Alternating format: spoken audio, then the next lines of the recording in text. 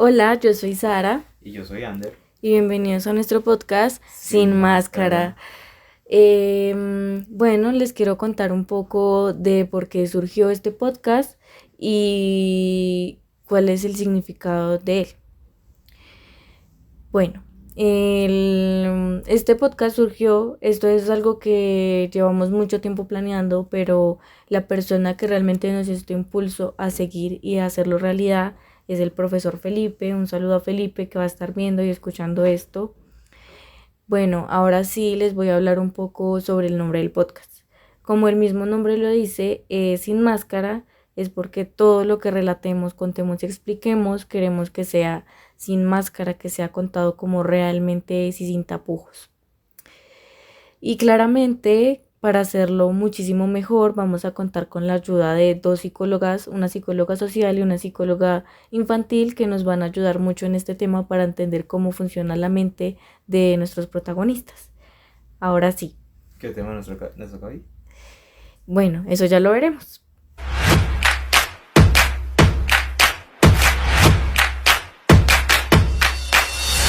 Bueno, el tema que nos toca hoy es el libro Viento Seco, el cual retrata la época de la violencia después del asesinato de Jorge Eliezer Gaitán en el año 1948.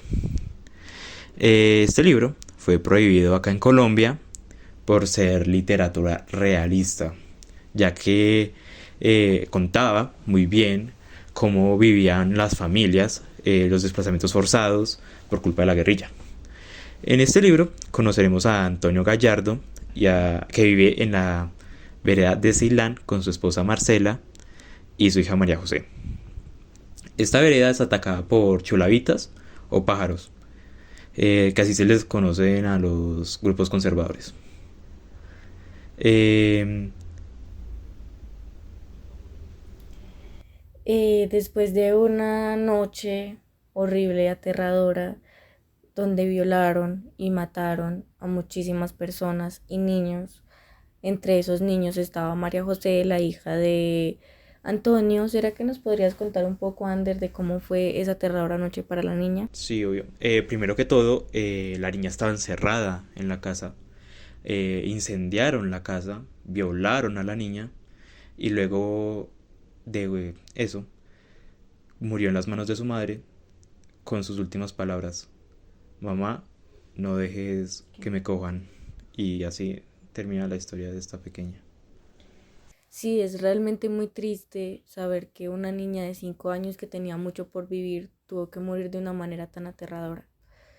Pero para entender mejor cómo debió sentirse la niña, tenemos hoy a la psicóloga Kate. Vamos a dejar las redes de ella aquí abajito para que vayan y visiten y vean todo el contenido tan importante que ella tiene. Ella es la psicóloga infantil, que ella es la que nos va a contar cómo funciona la mente de una niña de 5 años ante un evento tan traumante como este. Bueno, la pregunta que me realizan es ¿qué podemos esperar de un niño que ha vivido un trauma relacionado a la violencia, a la guerra? Y tengo 3 puntos para resumir. Uno, el niño puede sentir mucho temor, miedo, puede imaginarse como que sus papás se los pueden llevar, que puede, al haber visto también que hay violencia a su alrededor, puede creer que le va a pasar a los que están a su alrededor, y eso pues lo puede llevar a sentir miedo, ansiedad, que su corazón lo sienta muy rápido, tenga muchos pensamientos alrededor de la violencia. Segundo, puede tener problemas con relación a la parte académica, escolar, dificultades para aprender a leer y a escribir, a socializar con otros, a regular sus emociones. Entonces de pronto vamos a ver un niño que puede que le pegue a otros, que también llore por una situación que quizás explote sin una razón como tan grande como para terminar así. Si me hago entender, puede tener como unas reacciones muy fuertes. Y un tercer punto que es que puede estar muy confundido. no entender por qué está pasando lo que está pasando, por qué me tengo que ir de mi casa, por qué el colegio se acabó. Y puede que de pronto los adultos alrededor le expliquen o no le expliquen qué puede pasar, porque los adultos también pueden estar con temor, ¿no? O no quieran hablar del tema o hagan como si nada pasa, ¿no? Pero el niño puede seguir con muchas dudas y esto puede traer confusión. Puede que traiga también como que se imaginen cosas que no son, no sé, puede imaginarse que vienen los extraterrestres, que es porque él hizo algo malo también, puede pasar, que no, es que todo esto está pasando, vamos a ir porque es que yo tumbé este florero y por eso, o sea, no sabemos qué puede imaginarse, pero entre unas de las recomendaciones que sea es que se pueda explicar en sus palabras, con un cuento, mejor dicho, lo más entendible posible, que eso pueda quitar un poquito la confusión y los imaginarios y muchos temores que pueden tener por lo que no saben que puede pasar. Y también hay algo que es muy bonito de los niños y es que tienen una resiliencia bastante fuerte. Ellos son más resilientes que los niños, que los adultos, son más resilientes que los adultos. Entonces, a partir de estas situaciones ellos pueden encontrar más fuerza, pueden encontrar más soluciones, pueden ser más creativos, pueden ser más querer ayudar a otros. Y aunque este tipo de situaciones de guerra y de violencia pueden acarrear muchas dificultades para el futuro adulto, como problemas emocionales, sociales, cognitivos, es muy probable que tenga ciertos traumas. Lo que sí es que son más fuertes que el adulto que recibió esa situación en un futuro, de pronto tenga un trauma más fuerte que el que fue niño en ese momento. Entonces, quería compartir esa respuesta y les agradezco la invitación. Muchas gracias, Kate. Bueno, como ahorita decía mi compañera, luego de tan espantosa y horrorosa noche, Antonio y los sobrevivientes salieron a Cali, donde se encontraron con Cristal, una jovencita que les prestó refugio y les daba comida. Luego de unos días tranquilos, los chuladitas encontraron este refugio y decidieron atacarlo, matando con ello a la esposa de Antonio. Luego de esta otra vez espantosa y horrorosa noche,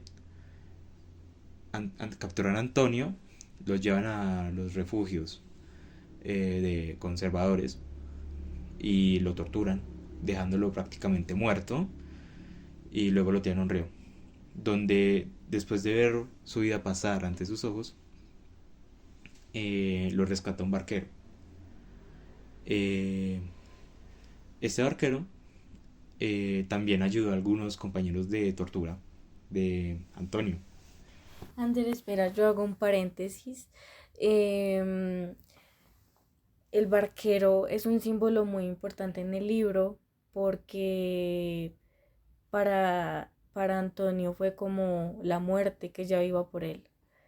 Y entonces esto es muy importante porque él ya se sentía muerto. Pero ahí, de hecho, hay un mensaje que dice que nunca me imaginé que un ángel fuera negro. Porque siempre vemos que el blanco es como la luz, como todo, pero no tenemos por qué tenerle miedo a la oscuridad, porque a veces esa misma oscuridad es la que nos libera de tanto sufrimiento. Y así fue que el barquero lo ayudó. Sí, como decía mi compañera. Sí, ese barquero fue una salvación completa para Antonio y para el resto de torturados, los cuales fueron salvados, entre ellos Tomás y Pablo, que luego serán mucho más importantes en la historia. Luego de unos 3 meses, Antonio va al cementerio para encontrar la tumba de su mujer y escuchar su voz, pero lamentablemente era el viento. En ese mismo cementerio se encontró una señora, la cual le dijo dónde se encontraba Cristal. Le dijo que se encontraba en un burdel, y pues Antonio fue a visitarla y se quedó unos días allá, donde luego venderían 3 revólveres, los cuales servirían para, para, para irse en metro, cada uno por su parte, obviamente. Cristal a Ibagué y Antonio a los valles, a los llanos orientales. Bueno, ahora yo les voy a contar un poco de qué fue lo que sucedió con Cristal. Como no sabemos tanto de Cristal, Cristal simboliza en esta historia como la solidaridad, la tolerancia, ponerse en los zapatos del otro. Cristal es una profesora que lamentablemente fue violada por 17 hombres y fue un daño que a ella la marcó mucho. Pero ya hablando de lo que le sucedió como tal, cuando ya volvió a el lugar al que quería volver, es que ella le comentó todo eso a sus padres y hizo un sancocho, ¿verdad? Hizo un sancocho y envenenó a todos estos hombres que le hicieron daño y así los mató. Pero ya volviendo a qué sucedió con Antonio, ¿nos podrías contar un poco tú, Ander? Sí, obvio. Antonio, luego de llegar allá a los llanos orientales, fue a buscar a Tomás y a Pablo para que juntos se unieran a una guerrilla y buscar venganza hacia los chulavitas. Luego de encontrar una guerrilla donde los aceptaron, eh, se encontraron con Emilio Arenas, el líder de esa guerrilla. Eh, Luego de unos días matando chulavitas, matan misteriosamente a Emilio y queda su primo, el cual no nos dicen el nombre. También lo matan y queda Antonio de líder, pero también lo terminan matando. ¿Que cómo lo mataron? Fue cuando estaban yendo hacia otros llanos, pero llegaron chuladitas y lo mataron, acribillándolo. Y ahora Y así termina este libro que es muy profundo y realmente relata muy bien una parte de cómo fue todo esto de la violencia aquí en Colombia.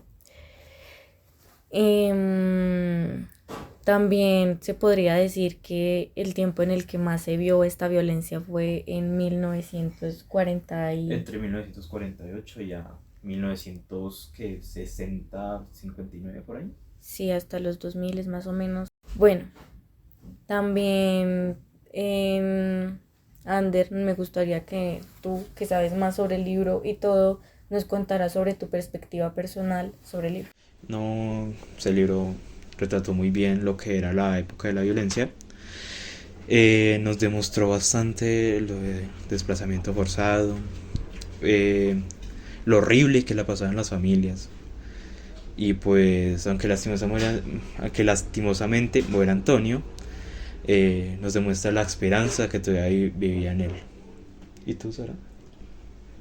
Yo también opino que para mí el libro, en mi perspectiva, como estamos haciendo esto del podcast, para mí me parece muy importante que las cosas siempre se cuenten como son, porque los niños son el futuro, nosotros que somos adolescentes lo sabemos, son el futuro de Colombia y si nosotros queremos un cambio tenemos que demostrar todo lo que sufrimos para no volverlo a repetir. Por ejemplo, acá tenemos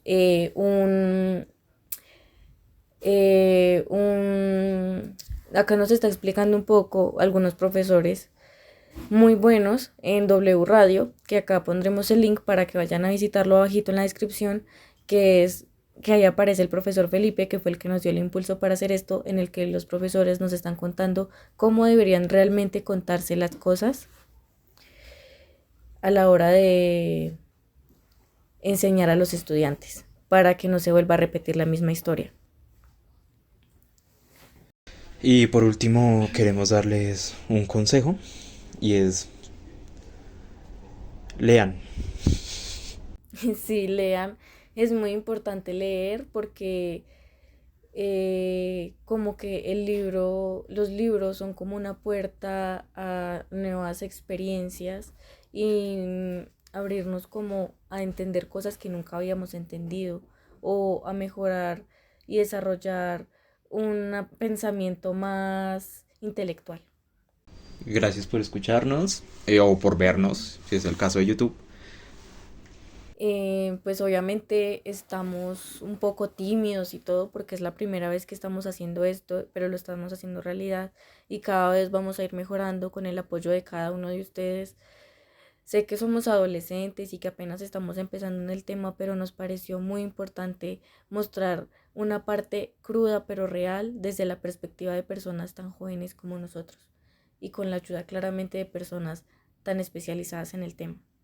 Muchas gracias a todos los que participaron y muchas gracias a ustedes por ver. Muchísimas gracias. Ya nos vemos en el próximo podcast. Nos gustaría que nos dejaran ideas para el siguiente y muchas gracias en serio por ver.